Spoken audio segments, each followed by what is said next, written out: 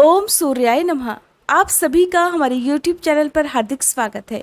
आज आप रसपान करेंगे वैवस्वत के लक्षण और सूर्य नारायण की महिमा तथा भगवान सूर्य नारायण के सौम्य रूप की कथा, उनकी स्तुति और परिवार तथा देवताओं के वर्णन के बारे में।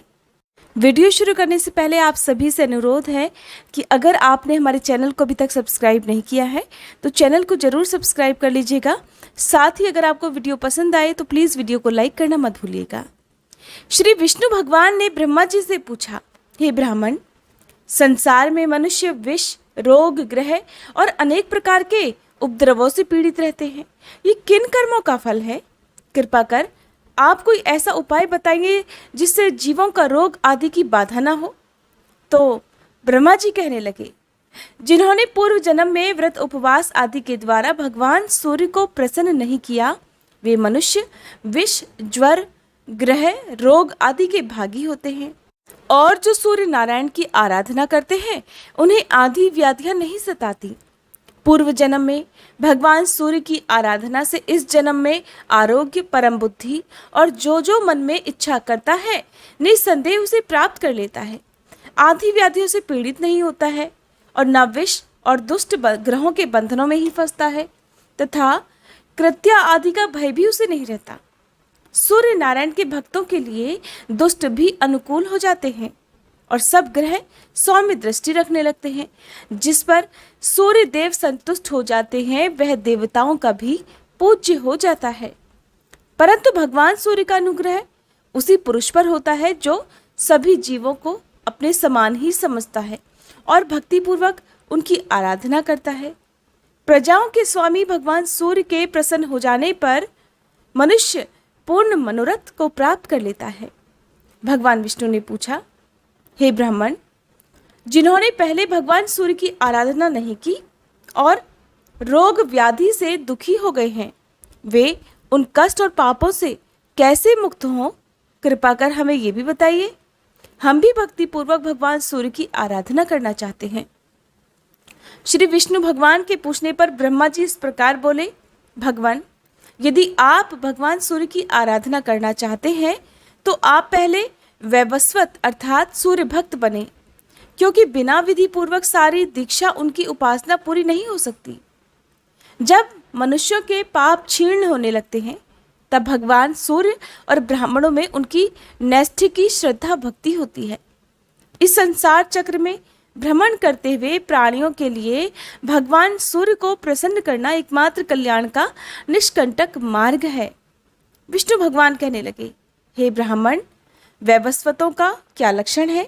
उन्हें क्या करना चाहिए ये भी आप बताइए। तब श्री ब्रह्मा जी कहने लगे, वैवस्वत वही है जो भगवान सूर्य का परम भक्त हो तथा मन, वाणी और कर्म से कभी जीव हिंसा न करे। ब्राह्मण, देवता और भोजक को नित्य प्रणाम करे, दूसरे के धन का हरण ना करे, सभी देवताओं और संसार को भगवान सूर्य का ही स्वरूप समझे और उनसे अपने को अभिन्न समझे। देवता, मनुष्य, पशु, पक्षी, पिपलिका, वृक्ष, पाषाण, काष्ठ, भूमि, जल, आकाश तथा दिशा सर्वत्र भगवान सूर्य को व्याप्त समझे। साथ ही स्वयं को भी सूर्य से भिन्न ना समझे। जो किसी भी प्राणी में दुष्ट भाव नहीं रखता वही वैवस्वत सूर्योपासक है। जो पुरुष आसक्ति रहित होकर निष्काम भाव से भक्ति पूर्वक भगवान सूर्य के निमित्त क्रियाएं करता है वह वैवस्वत कहलाता है। जिसका न तो कोई शत्रु है, न कोई मित्र हो तथा न जिसमें भेद बुद्धि हो, सभी को बराबर देखता हो, ऐसा पुरुष वैवस्वत कहलाता है।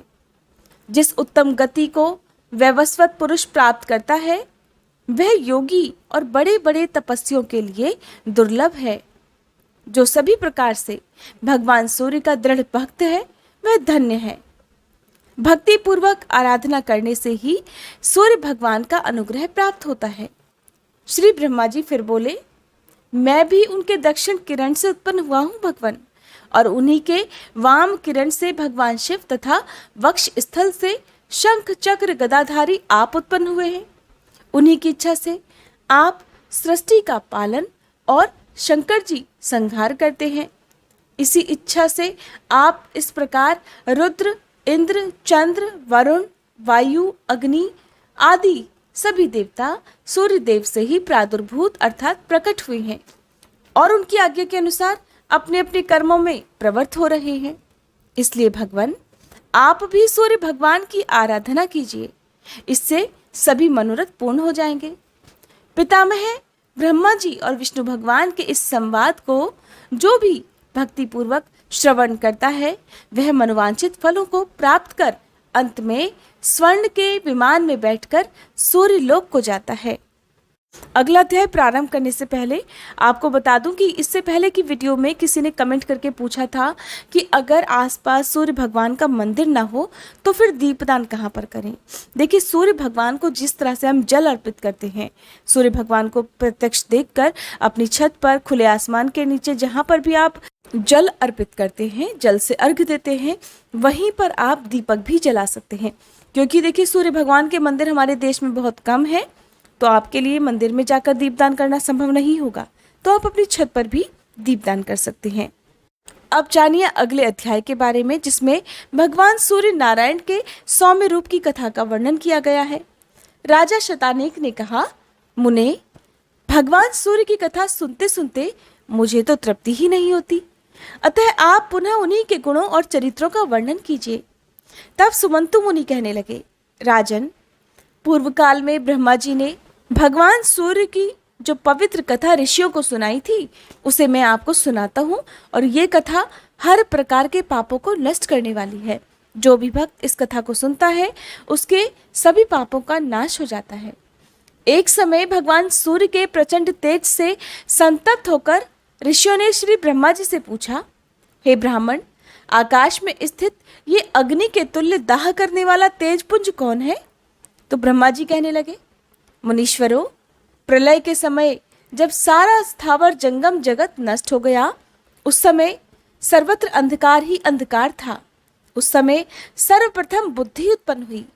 बुद्धि से अहंकार तथा अहंकार से आकाश आदि पंच महाभूतों की उत्पत्ति हुई और उनमें से एक अंड उत्पन्न हुआ जिसमें 7 लोक और 7 समुद्रों सहित पृथ्वी स्थित है।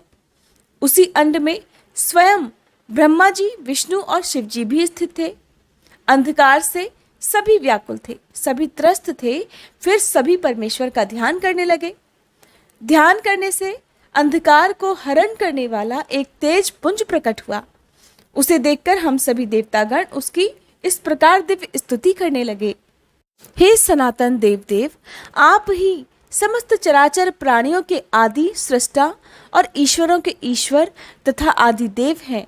देवता, गंधर्व, राक्षस, मुनि, किन्नर, सिद्ध, नाग तथा तिर्यक योनियों के आप ही जीवनाधार हैं। आप ही ब्रह्मा, विष्णु, शिव, प्रजापति, वायु, इंद्र, सोम, वरुण तथा काल हैं और आप ही सृष्टा, संघर्ता, पालनकर्ता और सबके शासक भी आप ही हैं। आप ही संसार, सागर, नदी, पर्वत, विद्युत, इंद्रधनुष आदि सब कुछ है। आप ही व्यक्त और अव्यक्त भी हैं। ईश्वर से परे विद्या, विद्या से परे शिव तथा शिव से परतर आप परम देव हैं। हे परमात्मन, आपके पाणी, पाद, अक्षी, सिर, मुख सर्वत्र चतुर्दिक व्याप्त हैं। आपकी दैदीप्यमान सहस्त्रों किरणें सभी ओर व्याप्त हैं। इस प्रकार हमारी स्तुति से प्रसन्न होकर वे तेजस रूप कल्याणकारी देव मधुर वाणी में बोले, देवगण, आप क्या चाहते हैं? तब हमने कहा, प्रभु, आपके इस प्रचंड तप्त रूप को देखने में कोई भी समर्थ नहीं है, अतः संसार के कल्याण के लिए आप सौम्य रूप धारण कीजिए। देवताओं की ऐसी प्रार्थना सुनकर उन्होंने एवं अस्तु कहकर सभी को सुख देने वाले उत्तम रूप धारण कर लिया। सुमंतु मुनि कहने लगे, राजन, सांख्य योग का आश्रय ग्रहण करने वाले योगी आदि तथा मोक्ष की इच्छा रखने वाले पुरुष इनका ही ध्यान करते हैं। इनके ध्यान से बड़े बड़े पाप नष्ट हो जाते हैं। अग्निहोत्र, वेद पाठ और प्रचुर दक्षिणा से युक्त यज्ञ भी भगवान सूर्य की भक्ति के 16वीं कला के तुल्य भी फलदायक नहीं है। ये तीर्थों के भी तीर्थ, मंगलों के भी मंगल और पवित्रों को भी पवित्र करने वाले हैं। जो इनकी आराधना करते हैं वे सभी पापों से मुक्त हो जाते हैं और अंत में सूर्यलोक को प्राप्त कर लेते हैं। वेदादि शास्त्रों में भगवान दिव्यस्पति उपासना आदि के द्वारा जिस प्रकार सुलभ हो जाते हैं, उसी प्रकार सूर्यदेव समस्त लोकों के उपास्य हैं। राजा शतानिक ने फिर पूछा, मुने, देवता तथा ऋषियों ने किस प्रकार भगवान सूर्य का सुंदर रूप बनवाया, ये भी आप बताइए। तब सुमंतु मुनि कहने लगे, राजन, एक समय सभी ऋषियों ने ब्रह्मलोक में जाकर श्री ब्रह्मा जी से प्रार्थना की कि हे भगवान, अदिति के पुत्र सूर्य नारायण आकाश में अति प्रचंड तेज से तप रहे हैं, जिस कारण नदी का किनारा सूख जाता है। वैसे ही अखिल जगत विनाश को प्राप्त हो रहा है। हम सब भी अति पीड़ित हैं और आपका आसन कमल भी सूख रहा है। तीनों लोकों में कोई सुखी नहीं है। अतः आप ऐसा उपाय कीजिए जिससे यह तेज शांत हो जाए। तब श्री ब्रह्मा जी ने कहा, मुनीश्वरों, सभी देवताओं के साथ आप और हम सब सूर्य नारायण की शरण में जाएं, उसी में सभी का कल्याण होगा। ब्रह्मा जी की आज्ञा पाकर ब्रह्मा, विष्णु तथा शंकर सभी देवता और ऋषिगण उनकी शरण में गए और उन्होंने भक्ति भाव पूर्वक नम्न होकर अनेक प्रकार से उनकी स्तुति की। देवताओं की स्तुति से सूर्य नारायण प्रसन्न हो गए। सूर्य भगवान बोले, आप लोग वर मांगिए। उस समय सभी देवताओं ने यही वर मांगा कि प्रभु, आपके तेज को विश्वकर्मा कम कर दे, ऐसी आज्ञा आप प्रदान कीजिए। उन्होंने देवताओं की प्रार्थना स्वीकार कर ली। तब विश्वकर्मा जी ने उनके तेज को तराश कर कम कर दिया। इसी तेज से भगवान विष्णु का चक्र और अन्य देवताओं के शूल, शक्ति, गदा, वज्र, बाण, धनुष, दुर्गा आदि देवियों के आभूषण तथा शिविका अर्थात पालकी, परशु आदि आयुध बनकर विश्वकर्मा ने उन्हें देवताओं को दे दिए। भगवान सूर्य का तेज सौम्य हो जाने से तथा उत्तम उत्तम आयुध प्राप्त कर देवतागण अत्यंत प्रसन्न हुए और उन्होंने पुनः उनकी भक्ति भाव पूर्वक स्तुति की।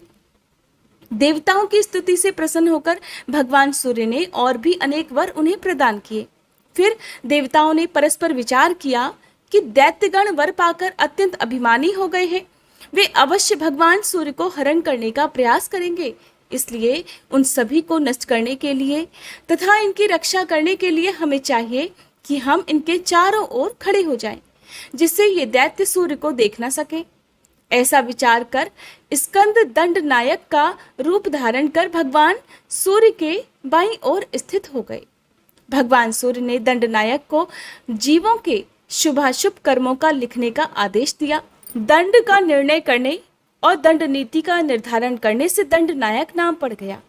अग्निदेव पिंगल वर्ण के होने के कारण पिंगल नाम से प्रसिद्ध हुए और फिर सूर्य भगवान की दाहिनी ओर स्थित हो गए। इसी प्रकार दोनों पार्श्वों में दो अश्विनी कुमार स्थित हुए। वे अश्वरूप से उत्पन्न होने के कारण अश्विनी कुमार कहलाए। महाबलशाली राज्ञ और श्रौष दो द्वारपाल हुए। राजा कार्तिकेय के और श्रौष हर के अवतार कहे गए हैं। लोक पूज्य वे दोनों द्वारपाल धर्म और अर्थ के रूप में प्रथम द्वार पर रहते हैं। दूसरे द्वार पर कलमाश और पक्षी ये दो द्वारपाल रहते हैं। इनमें से कलमाश यमराज के रूप में है और पक्षी गरुड़ रूप है। ये दोनों दक्षिण दिशा में स्थित हैं। कुबेर और विनायक उत्तर में तथा दिंडी और रेवंत पूर्व दिशा में स्थित हैं। दिंडी रुद्र रूप है और रेवंत भगवान सूर्य के पुत्र हैं। ये सब देवता दैत्यों को मारने के लिए सूर्य भगवान के चारों ओर स्थित हैं और सुंदर रूप वाले विरूप, अन्य रूप और काम रूप हैं तथा अनेक प्रकार के आयुध धारण करे हैं। चारों वेद भी उत्तम रूप धारण कर भगवान सूर्य के चारों ओर स्थित हैं। आज का अध्याय समाप्त हुआ। इसके आगे का वर्णन आप अगले अध्याय में सुनिएगा। उम्मीद करती हूँ ये वीडियो आपको पसंद आई होगी।